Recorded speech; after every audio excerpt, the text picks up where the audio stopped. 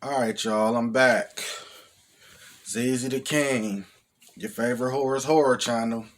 Like and subscribe, comment, let me know how you feeling. Y'all know what's coming up. Halloween month. I got so much material and scripts written out. It's serious. I'm coming with at least 20 videos minimum next month. And I'm just gonna kick it off right now. First of all, I got PSA.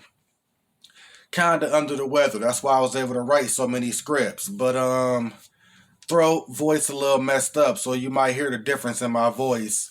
But besides that, I'm gonna push through, keep it moving. I mentioned this video I'm finna review right now before in obscure horror movies you may never heard of before.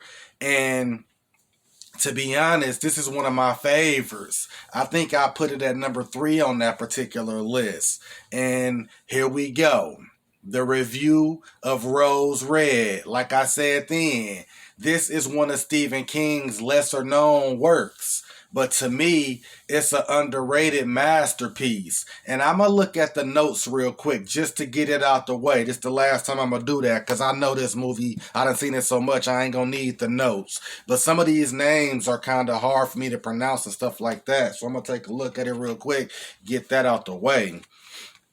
Alright, we got Nancy Travis as Dr. Joyce Renner. She's like the main character, and I'm going to get all into her and her spirituality and how she go throughout the movie. She kind of the narrator also throughout the story. We got Kim J. Brown as Annie. She's like the little young preteen psychic, kinetic, energy type of character. Young, malevolent, innocent. Then we got Melanie Lanskin. She is basically Rachel's. I mean, that's her name is Rachel, I should say. That's Annie's sister. We got Matt Ross is playing Emery Waterman, which is my favorite character of the movie, and he kind of like the comedic relief, even though ain't no jokes in this movie. We got Julie Campbell as Ellen Rimbauer. That's who this whole Rose Red Mansion revolves around. Her and John Picanti, which is John P. Rimbauer. They are like the elder statements of this property and all the history of it from like the 1900s into the present day. All the ancestors took over the property after they died because of, from them. And then they house servant, her name is Zucchini. Real name, the character who playing her is Tassidi Lee Lakoti. That's her real name. I'll probably butchered that, but we're just gonna call her Zucchini the rest of the way, which is her name in the movie. Now that's the main cast. Now there's some more characters in the movie besides people I named, but those are the main people you want to get accustomed to. Now I'm gonna give a quick backstory of the movie before I get into it. Any movie that starts off that it was built on an Indian grave burial or a slave plantation house or any kind of spiritual voodoo background, that tells you it's going to be spooky or paranormal or both. And that's where the Limbauer's mansion was built on, an Indian burial ground. And it causes death, whether it's people on people or poltergeists, where they build in the mansion, a glass fall from the 4th story and cut a man's head off. Some men get into a dispute and shoot the other guy. So before the mansion was even built, it was like 3 or 4 deaths. And this is what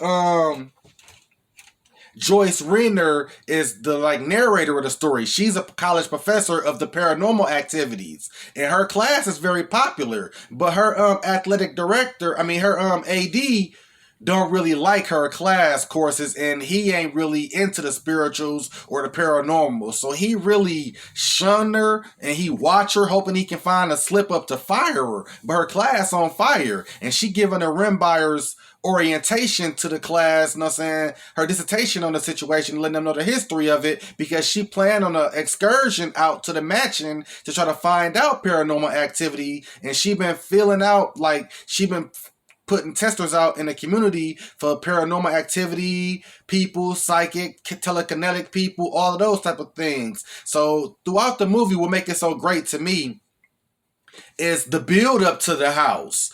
throughout the movie, you ain't just planted into the house 10 minutes of build up and now you in the house for the rest of the hour and a half. No. It's like an hour of build up. You get to meet some of the characters. Like I said, Emery Waterman. He is like a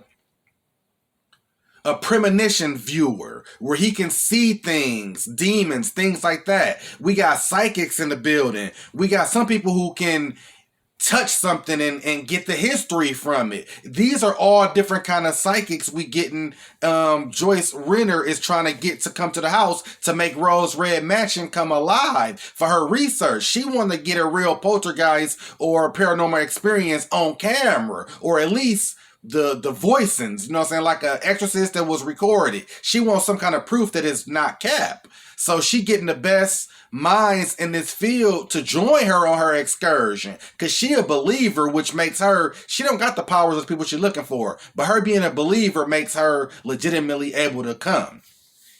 Now Annie, they show when the movie starts, it starts off with her as a young kid. She about 4 or 5, and she just drawn on the paper like a big boulder rock, and then the like Jean Grey from X-Men, the sky start raining boulders. So we see instantly she telekinetic and she into the spiritual, you know what I'm saying, poltergeist type of things, paranormal, I guess I keep calling it. So like I said, yeah, it's a build up. You meeting these characters, you getting a 15-minute, you know what I'm saying, exposition dump where you getting to see all they in and out of workings. So now, also throughout the meetings and her meeting and greeting, shaking hands, meeting the people who she want to, you know what I'm saying, bring to the house, she giving them stories of Zucchini and Miss Rimbauer and Mr. Rimbauer. When they got married, the house wasn't built, and like I told you earlier, it was a few deaths happened. So they went on a world tour while the house was a world vacation during a honeymoon while the house continued to get built.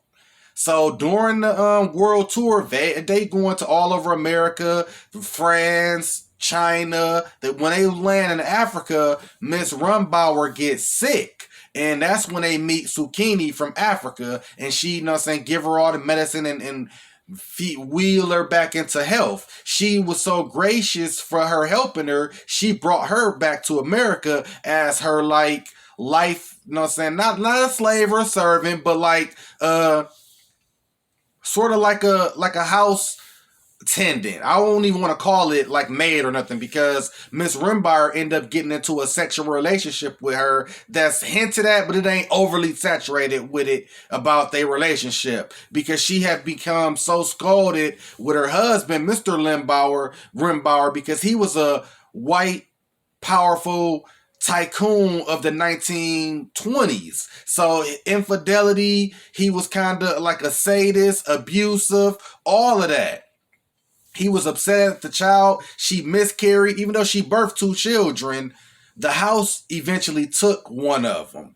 And now we get to the plot, the theme of the movie. This is the stories Joyce Renner is telling people throughout the movie. So you seeing flashbacks of how the house was being built and what was going on back in them days. So now we get the whole cast of like 8 characters, and they all in the house. It ain't just like spooky stuff just happening every 10 minutes and stuff just start happening. They chilling together, talking, you know what I'm saying, getting to know each other, introducing their powers and abilities and beliefs to each other. And it was just cool. So then as the movie started breaking down though, people start, because the house also got one of Rimbauer's ancestors, like his great-great-grandson. He also got experiences in the house that's terrifying. And he's dating Joyce Renner, the professor. That's why she using him for the access to the house. He using her, I don't know why. I guess it's just a mutual beneficial relationship. So throughout the movie, people started, you know what I'm saying, they there for like a day or two. They started, you know what I'm saying, going to bed, separating showers, doing what they do in the mansion, trying to find out, you know what I'm saying, touching stuff, trying to find out spiritual things. And they have yarn in the hallway to try to track themselves, because they say the rooms and stuff that's like Hogwarts hallways, the West Tower. Everything switches every time. You will get lost. You can come in on the 4th floor and you go around the corner, you on the 14th floor. The house plans is so scrambled Campbell that it's never been house plans, because the house changes, grows, morphs on its own. And you see throughout the movie, when they move into the mansion, it's like all dilapidated, like all the weeds. And throughout the movie, you seeing the house started growing. The weeds start becoming plants and flowers. Everything started coming to a life. You wouldn't notice that on first viewing, unless you real into details of backgrounds and stuff. But it's something that I didn't even really notice the first time I watched it, till like the second or third view, and I was like, damn, I didn't notice that, woo woo. But that's a nice little touch. So like as usual, Annie is getting all kind of kinetic feelings and powers. Emery, he's getting some feels from going on. The house is starting to fuck with people too. Like at night, demons come out. It haunts them. It jump scares him. This ain't really a spooky, scary type of movie. It's more creepy and mythology and thinking more than it is a monster creeping. The house slowly started taking people one by one, to where at the end, Emery's mom come at like the break-in point, where she is basically trying to get her son, because Emery is like the funny comedic part of the movie, but he kind of the most logical. Even though he got powers like everybody else, he kind of more logical, where everybody else are just so in tune to their powers. And the professor, Miss Renner, she is completely lost. So the movie breaks down. People started dying, missing. The house started taking them in the wall. It's just like House on Haunted Hill in a way, far as at the third act, how the house just started knocking people off. It kills everybody, and I think Annie and her sister gets out the house, but the poltergeist kills mostly everybody. And at the very end, the house dies out. All the weeds, like the water fountain stops running, and then you see the ghost poltergeist of Joyce Renner in the house smiling, like even though she had never been seen again, her true destiny was fulfilled in a creepy way. And when I seen that, it wasn't a damn sad ending. It was like, whoa. This kind of symbolic of what she wanted. She got so immersed and wrapped into it that she became a victim of it. And I'm telling you, this is a good movie. I'm not going to belabor the point or nothing about it, because it's one of Stephen King's underrated movies. But I'm going to give this, to be honest, personally, I'm going to give this a solid 6.5 out of 10. It's a good, nice little movie. It's kind of long if you ain't really into paranormal type of movies, because there's a lot of exposition that's necessary, but it could be too long for the average viewer who ain't into that type of movie. But stay tuned. I got a lot of content. I told y'all, September and October. September is my birthday month, and October is my favorite month. And that's because the horror is on the way. ZZ the King. Like and subscribe. Let me know how y'all feel about this video. And I'm out.